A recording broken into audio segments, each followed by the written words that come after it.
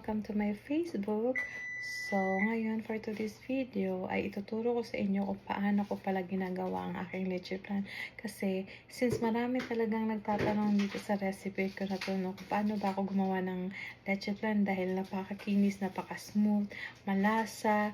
So, yun yung tinatanong, paano ko ba ginagawa? Ini-steam ko ba siya? Or in-oven? So, marami naman na tayong idea kung paano natin ginagawa yung leche plan. At at the same time, guys, yung paggawa ng leche plan ay kailangan mo talaga ng, dinadagdagan mo din talaga siya ng love. Dahil nga, sa ilang taon ko ng pagkagawa ng leche plan, guys, namomodify ko na yung iba't ibang klase ng leche plan na nakikita natin sa social media or kaya sa YouTube, no? So, ngayon, ito talaga ay sarili ko na to siyang recipe at ito na talaga yung parang masasabi ko na isa sa expert ako sa paggawa. So, leche plan. So, hindi na siya bumabagsak. Alam ko na kung ilang oras yung timing na anong oras siya ilang oras siya niluluto or how many minutes siya niluluto, ganon. So, talagang expert na tayo sa paggawa ng leche plan. So, hindi na natin patatagalin, guys.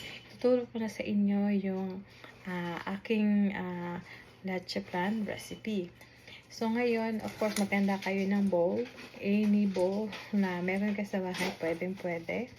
Of course, hindi na mawawala na sa ating recipe na meron tayong vanilla. Yung first is, yung vanilla natin, guys, kailangan yung talagang, yung original na vanilla. Hindi lang yung may vanilla na parang, flavoring. Hindi ganon. Yung vanilla flavor mismo na authentic. Ito, guys, authentic ko itong nabili. Galing itong ng Mexico at nabili ko siya sa halagang $38 sa isang bote na ito. Bumili ako ng dalawa nito at yung isa ay binili nung kasamahan ng asawa ko doon sa work. So, binili niya yung isa dahil talagang gustong-gusto niya yung vanilla ng galing Mexico. So, meron din akong isang free na maliit, kaya lang naubos ko na dahil nga ito yung ginagamit ko sa lahat ng mga ingredients na sangkap. Of course, ingredients, sangkap sa kung ano man yung niluluto ko, cake or leche flan or whatever ng mga dessert, nilalagyan ko siya ng vanilla. Dahil sobrang sarap nitong vanilla na to, guys, galing sa Mexico. Authentic talaga to. Galing talaga to sa vanilla buds. So, yun ngayon, sumunod ay kailangan meron tayong evaporated milk or meron kayong tawag nito yung all-purpose cream, pwede rin naman, pero mas prepared ko yung evaporated milk at kasi hindi siya masyadong densey. Pag kasi yung all-purpose cream masyadong mabigat. So, meron din tayong condensed milk. Okay, isang lata ng condensed milk. Tapos, meron tayong 8 large egg. So, kung meron naman kayong extra large egg, then, pwedeng 6 na extra large egg. Pero kung meron kayong small, pwedeng 10 to 12 na small eggs. Okay? Pero, butter, kung meron kayong small eggs, dapat 12. Okay? And then, of course, meron tayong lanera. Ang lanera na to is 8 by 3 inches. And then, of course, bago natin umpisahan paano gumawa ng leche plan, ay dapat nakaset yung oven ninyo. Kung meron kayong oven, nakaset yung oven ninyo ng 350 degrees Celsius. Okay? Yan. So, let's get start sa ating paggawa ng ating leche flan. So, of course, before we start, kailangan natin buksan yung ating mga ingredients muna. Una, ating evaporated milk para tuloy-tuloy na yung buhos natin, no?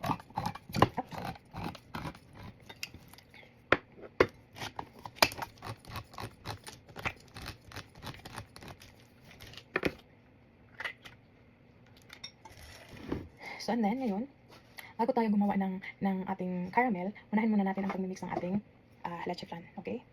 Maghugas muna ako guys.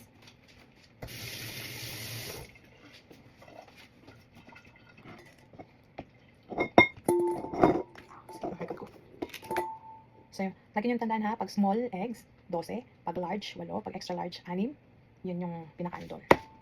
So ngayon, isa-separate natin yung white sa puti. Ay, puti sa red, sa egg yolk. Yan.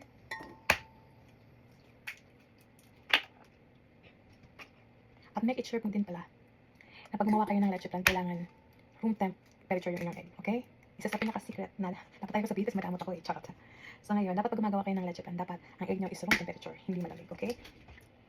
Ngayon, alam nyo na yung sekreto kung bakit mapuwi niya ako yung leche plan, charot.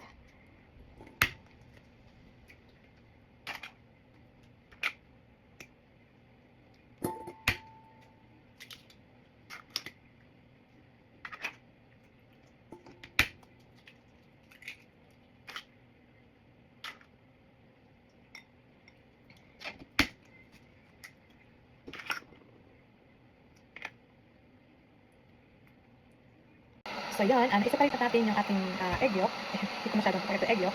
Tsaka yung ating white. Okay? So ngayon, kung ano meron kayo sa bahay guys, kung meron kayong panghalo, like ito, whisk, at meron kayong spatula and then strainer, kunin nyo na agad. Okay? Kasi gagamitin natin yan.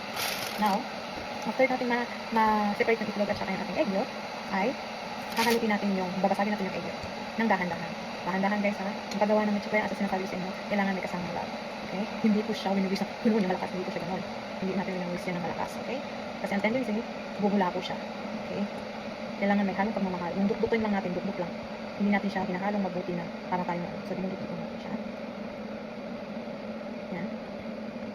Then after yan guys, of course maglalagay tayo. Ito kasi nga, pure vanilla ito guys, yung normally ang nilalagay ko lang is half teaspoon. Pero dahil hindi naman uso sa atin mga Pilipino magsukat-sukat, so tansya-tansyahin nyo na lang, okay? Okay. Yan. Pwede na. Okay. Masaluin natin. Yan.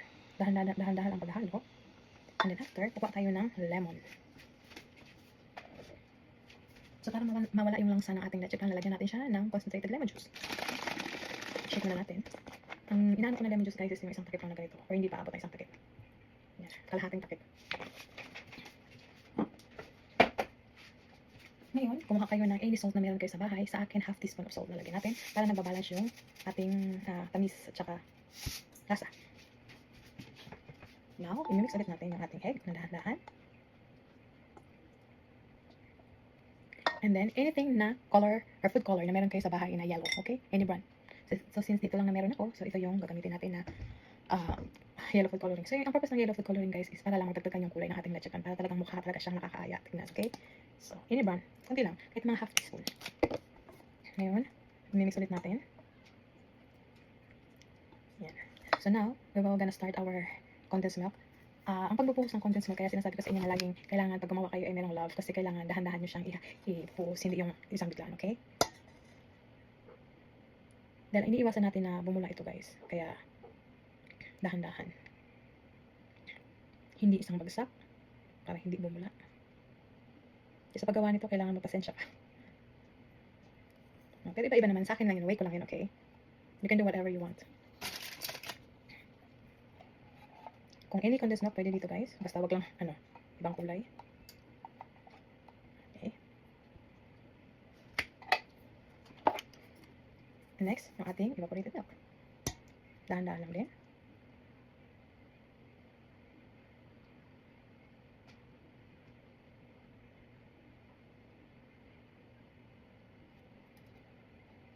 Lagi ko sinabing dahan-dahan para maiwasan natin yung bubbles. And now, ganun din ulit. Ihalo natin siya. Dahan-dahan lang din. It's gonna take time, guys. Pagkit lang ito. Kahit na hindi mo siya mahalong mabuti, and that's okay. Kasi i-strainer pa naman natin siya. I-strain natin siya, guys. Okay? Hindi mo kailangan mag-worry na hindi siya mahalong mabuti. Kasi dito, iiwasan natin yung bubbles. Kailangan hindi siya bubbly. Okay? Para smooth at creamy ang inyong leche plan. Pero kung nagmamadali kayo, bahala kayo.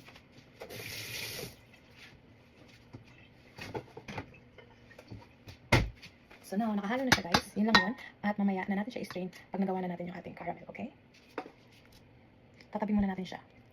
Sa paggawa ng ating pagkakaramelize ng ating para sa ating leche flan ay kumuha lang ako ng almost 1/2 cup na granulated sugar, okay? Yun yung ano natin dito, ilalagay. So, bakit, sabihin nyo, bakit napakadami? Kasi 8.8 by 3 inches po ito. Malaki po siya, hindi po siya maliit, okay? So, kung meron lang kayong maliit na linera, ang anuhin nyo lang is at least 2 teaspoon o 2 tablespoon pala na granulated sugar. Yun yung ikakaramelize nyo. So now let's start to caramelize na sa ating itong ating asukal. Hindi ko siya nilalagyan ng tubig, guys, okay? So dyan natin. Kung meron kayong tong, gumamit kayo ng tong, okay?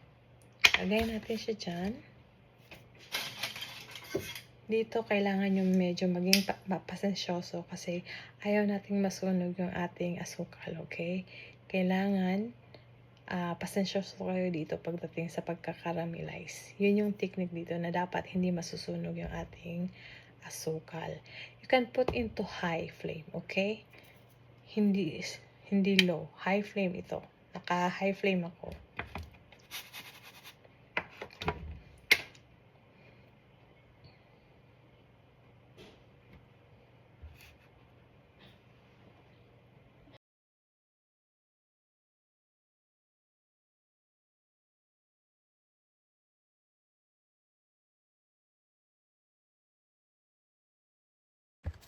So, naka-high to guys, pero maya-maya ko siya sinishake para hindi na-stop yung asukal.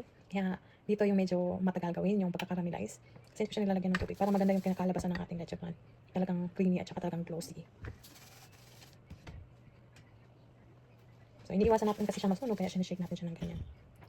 Pero naka-high flame na to, naka-high flame. Okay? Para nababalance yung pagkalat ng asukal.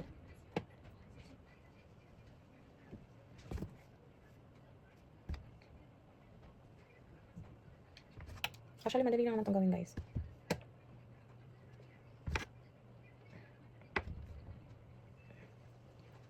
So, nakikita nyo naman, maya-maya iniikot ko siya para natutunaw yung ibang part na may mga buo-buo pang asukal. Okay?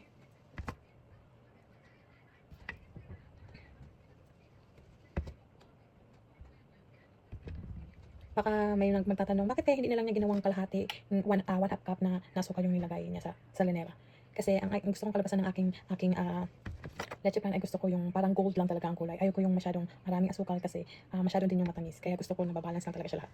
Kaya sabi ko nga depende na yun sa inyo kung gaano karaming asukal ang gusto nyo. At sa akin, ito yung prefer ko na amount lang na sugar na gusto kong ilagay sa aking leche flan. So ngayon, okay na guys. Ganitong consistency lang ang ating gustong ma-achieve sa ating leche flan. So kung naganito na, then you can turn off na, okay? Huwag nyo na ilagay ulit kasi baka masunog pa. Okay. So since natapos na yung ating pagkakaramelize ng ating asukal para sa ating leche flan, then let's proceed sa strainer ng ating ingredients, okay? As I said earlier guys, hindi nyo kailangan mapapwersa na ma-mix yung inyong leche flan ingredients, okay? Kasi sabi ko nga kasi strainer pa natin. So now, habang in-strain mo siya guys, mamimix na ito. So, hindi nyo kailangan mag-alala. Now, dahan-dahan mo lang siya ilagay doon sa kabilang bowl, kung anong bowl na meron kayo. Dito naman, kailangan yung maging pasensyoso din. Kasi, kailangan na nga natin ma-achieve na hindi siya magpa-bubbles. Okay? So, yun. Yun ang gusto natin ma-achieve. So, magtatanong kayo, ilang beses ko ba itong ini-strain? 5 beses ko siyang ini-strain, guys. Okay?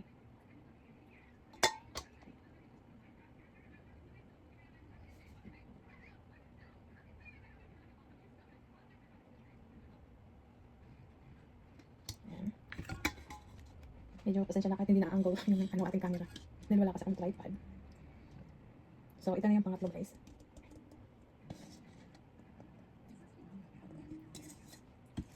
So now, yung pang-apat na. Kaya ako gumagamit ng ganitong klaseng bowl kasi mas madali siyang ibuhos at hindi siya nagkakaroon ng bubbles.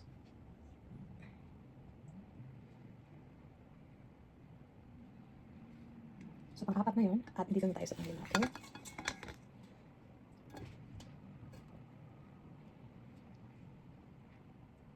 Ipapakita ko sa inyo ano yung magiging resulta pag sinasamahan nyo ng love ang inyong paggawa ng leche flan. So, kung hindi kayo nagmamadali, that's better, okay? Kasi hindi talaga siya nagpa-plate. Tingnan mo, nakahalo siyang mabuti, guys. Papakita ko sa inyo. Makikita nyo, wala siyang ka-bubbles, guys. Diba? Walang bubbles. Ganyan ang gusto nating ma-achieve para sa ating creamy na leche flan. Yan. Ngayon, dahil ating ilalagay na sa lanera yung ating leche flan na nahalo. Yan. Kasi medyo mainit pa to. So, ilagay nyo lang ng dahan-dahan. At alam mo, prefer ko kasi na pag nilalagay ko siya dito is inaano ko pa siya, ini-strain ko pa siya para sure na talagang hindi siya, wala talaga siyang bubbles, okay? So, bali, 6 siya. Ayan, dahan-dahan lang. Shhh. Iliana.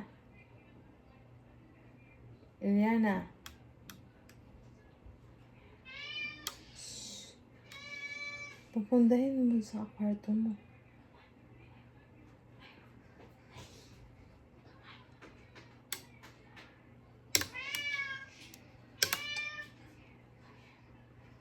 Gusto niya sa daddy niya.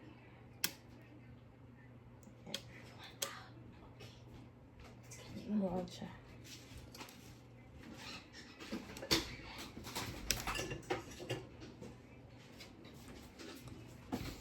Kita nyo, talaga nakikita nyo, di ba guys, na wala talaga siyang bubbles. So, ganun po yung kakalabasan niya. Ayan. Ngayon guys, dahil okay na yung ating leche flan, nakalagay na siya sa linera. Pasensya na hindi mo siya makikita. Yan, ang gagawin natin ay mag-ready kayo ng medyo malalim na ganito. Baking pan, whatever, na medyo malalim. Tapos, ay mag-init kayo ng tubig. Okay? So, kailangan nyo ng kumukulong mainit na tubig.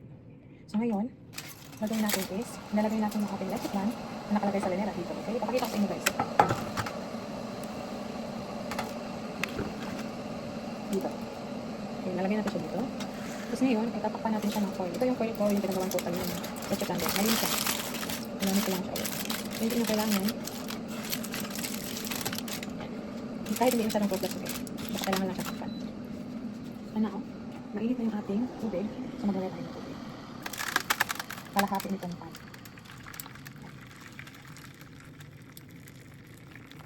Ayan. Kalahati nito halos. At ngayon, dahil nalagay na siya, ngayon kailangan nakapreheat na yung oven nyo ng 350 degrees, okay? So yung akin is nakapreheat na siya ng 350 degrees, ngayon ilalagay na natin siya sa oven. Okay.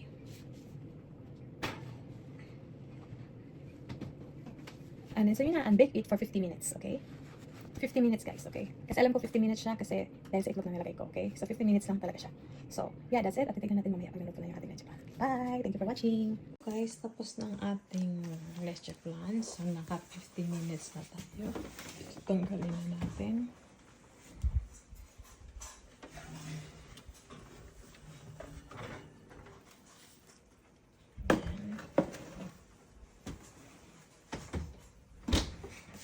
Ipapakita ko sa inyo yung itsura na aking leche flan. So, kakahaon lang natin yan galing sa oven. So, ayan. So, ganyan siya kakinis, guys. Yan, nakikita niyo naman.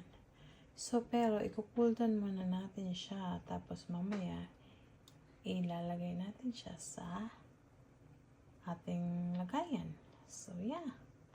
That's it for today's video. Hindi ko lang sa inyo mapapakita yung mismong ano nito, pero ipapakita ko sa inyo yung gawa ko kanina na video na gano'n ang itsura after nitong maluto, guys. Okay? Bye! Thank you for watching. So yeah, ito na yung magiging itsura na inyong leche flan, guys. So yeah, very creamy, very soft, and glossy.